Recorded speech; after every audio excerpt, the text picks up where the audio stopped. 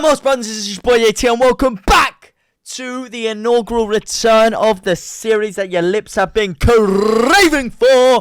It is South Stand Signings. Welcome back. We are 10 days into the January transfer window, and I said I'd be bringing this back a little bit earlier, but I was ill and unable to do so. But now I am back, and Leeds are back in action. Boy, it is all popping off, and we have so much to talk about. I'm talking new Middle Eastern owners. I'm talking a guaranteed £35 million signing, money back guaranteed. He is having his medical this morning. We are talking about the San Francisco 49ers outlining all transfer targets and the new transfer strategy coming up in the next 6 to 12 months, including the potential acquisition of a World Cup midfield starlet for £20 million and so much more. But before we do waste any more of your time, if you could like and potentially subscribe if you like the content around here. But for now, guys, let's get straight into the meat of the action. Bang, bang, boogie. And the first story is surrounding that man, Georginio Rutter,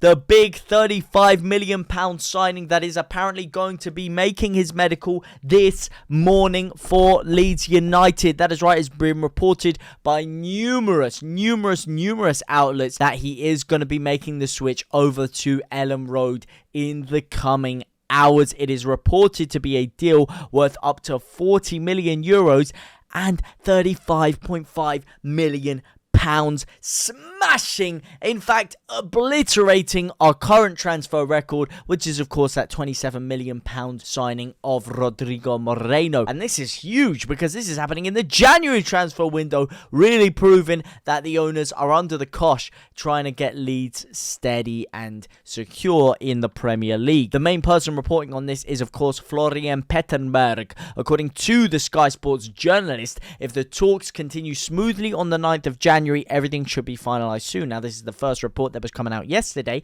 and I can tell you firsthand, as a man that is currently recording this in the morning of the 10th of January, everything I have read and that I am hearing is telling me that the talks have gone very, very smoothly, smoother than a baby's bottom, in fact, and that the medical is scheduled for this morning. Comes out on Twitter saying if everything works out tonight, the player could arrive in Leeds tomorrow in order to complete his medical. Leeds were always pushing, and Hoffenheim couldn't say no to that massive financial package, but would have loved to keep him longer. Hey, when Leeds come knocking and that package is on display, there is nothing you can say to deny it, because Leeds, let me tell you, have a very, very impressive package. I've seen a lot of talk about him recently signing for Leeds, and the main concern I've heard from people is regarding his very unproven level of quality. You know, he's only 20 years old and he hasn't played. He's played about 1,000 minutes this year.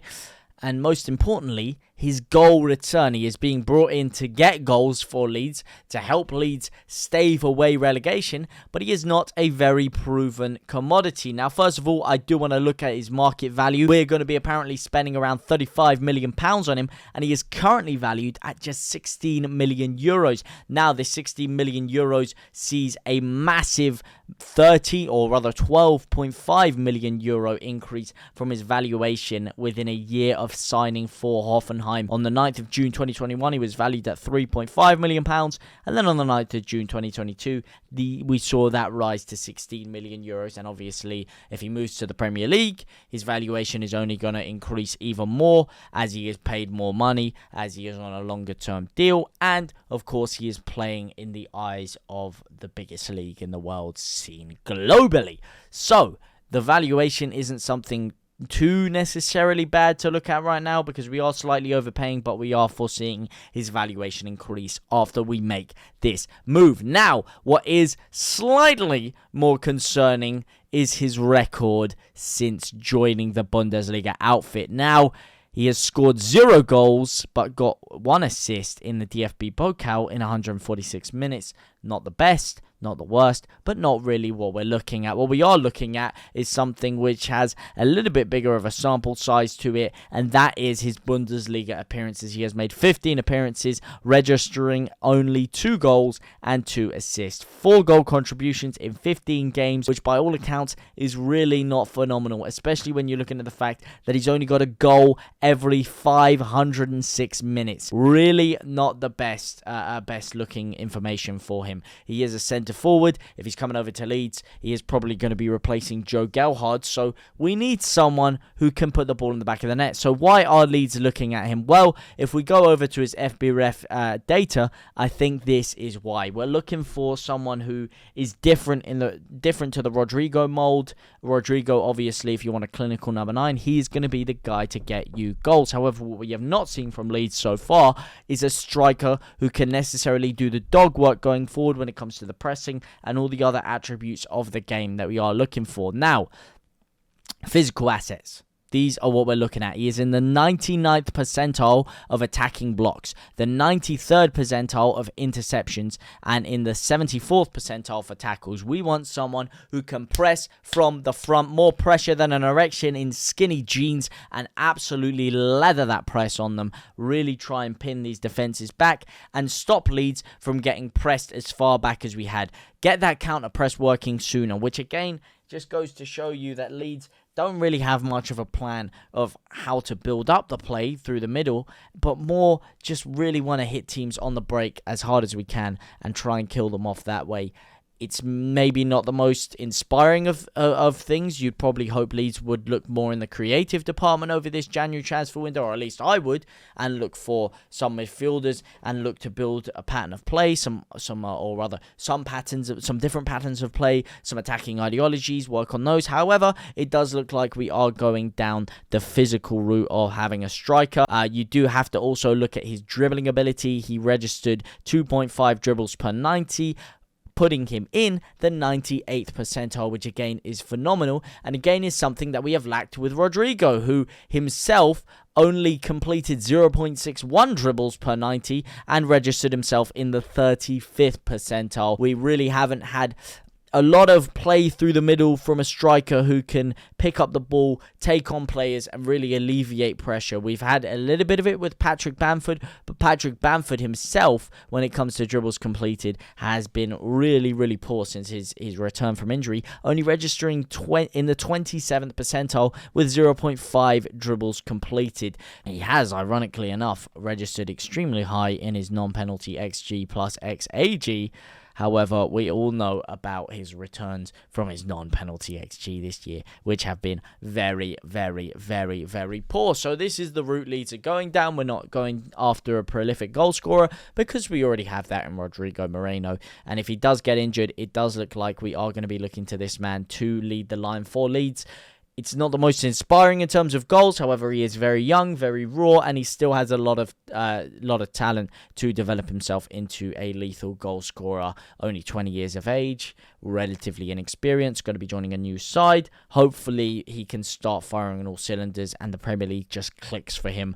And also, he is going to offer us a lot more in terms of his physical attributes, in terms of someone that can get the ball and ping it down the line, can get himself into dangerous areas, can alleviate pressure from Leeds. I think overall, it is a good move. I'm excited to see it. It is not perfect. There are some question marks that I have surrounding it, and I think that it's a lot of money to be spending on a big gamble like this, but hopefully, fingers crossed, it pays off. But let me know what you guys think about him down in the comment section down below. Are you happy with him signing for Leeds? Let me know your thoughts surrounding Georginio Rutter down below. Now, moving on to the man that will be departing in order to get Georginio Rutter through the door. That man is, of course, Joe Joffmeister General III McGelhardt, who is apparently attracting interest from a lot of Championship clubs, Swansea City being keen admirers of him. Now, obviously, this does look like it will be a potential loan deal that Leeds will go for, because we have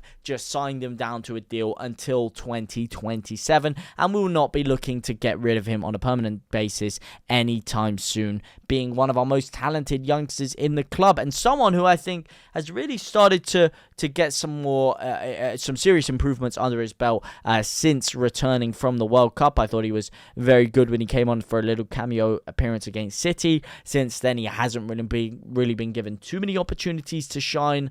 He was given a big one against Cardiff, and I don't think he performed too poorly. But you can see that the lack of game time is really stunting his development. Moving him down to the Championship could be a very, very good move. What do you guys think about that? Are you happy about this? Do you want to keep him in and around Ellen Road, or do you think it's better to allow him to get some game time and really develop, and instead put someone like Joseph or Sonny Perkins in his place as that kind of backup player to Rutter? Now, I was touching on it before, and the San Francisco 49ers and their ownership plans, obviously potentially getting rid of Joe Gelhardt, bringing in Rutter. It looks like we are starting to spend a bit of cashola. Now, how much cashola will we be spending throughout the whole window? Maybe not so much after this deal. Now, this is why. This is a very interesting read. And apparently, the 49ers have a lot of cash to display, or rather, to disperse out over to Leeds. However, they are reluctant to do so because they are waiting on two conditions to be met. Now, what are those conditions, you may be asking? Those two conditions, first of all, is that they basically take over the full control of the club. Now, interesting part. This is where it gets interesting. Everybody's expected them to fully take over Leeds. However, there has been recent emerging reports of a Middle Eastern ownership, probably from the region of Saudi Arabia, very, very interested in buying Leeds United. Obviously, Azzedine still owns the majority stake, and he could sell that to anybody he wants. It could be QSI, it could, highly likely be the 49ers. It could also be this mysterious Middle Eastern backer. That is something that would really, really intrigue me and really get my rocks going. Personally, let me know what you guys think about this down below. Do you want the 49ers? Do you want Azzedine? Do you want these mysterious oil money merchants? I'm going to go for the oil money, because the more money, the better for me. The more, the merrier.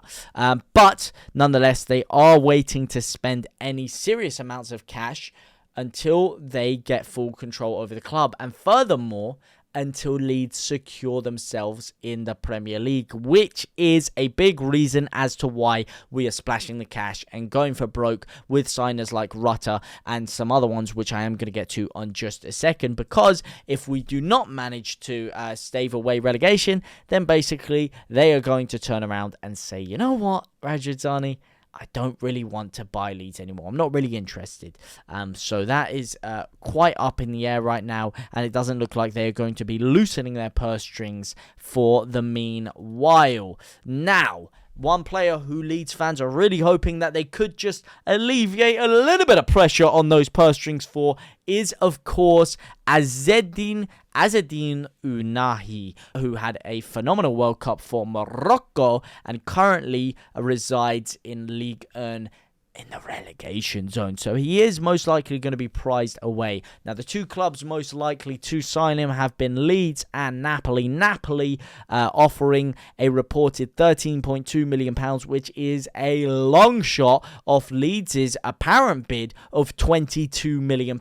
However, he really wants to go to Serie A. So this is smacking me in the face with a big dose of Charles de Ketelaere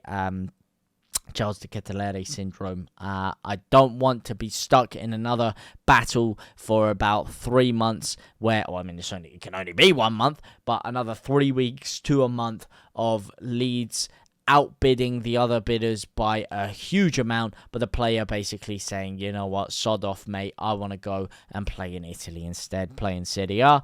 If he doesn't decide that he wants to come to Leeds within the next 3 to 5 days, maybe a week if you're being generous and you can see some sort of positive spells, then I say cut loose. I think this will be a phenomenal acquisition, a phenomenal, and it would really get my lips salivating, get my tongue salivating, get everything salivating at the foam of the froth of the lips if Leeds were able to get this done. However, there has been another spanner in the works for it, and apparently Tottenham Hotspur are now creeping into the mix. So it doesn't seem very likely right now, but it would be a definite cop if Leeds were able to get this through and over the line. One other midfielder Leeds might be going for is Andy Rinomata, who had a phenomenal display for Cardiff, being labelled a 9 out of 10 midfielder. Will Leeds go in for him? I don't think so. Finally, also Graham Smith shares loan details as Alfie McCallum joins Carlisle United on loan from Leeds United. So if anyone's interested in that, there is the information there. And finally, Leeds are sniffing around for a potential deal for Victor Gyökeres, who himself has scored over 100 goals. Could be a big move. Let me know what you guys think about that one down in the comment section down below. But for now, guys, I will see you very, very soon. Let me know what you guys think about Georginio Rutter. Let me know what you guys think about the 49ers, Joffy Gelhardt, and of course, Azzedine Ounahi. But for now, guys, I will see you very, very soon. At my brothers and my sisters.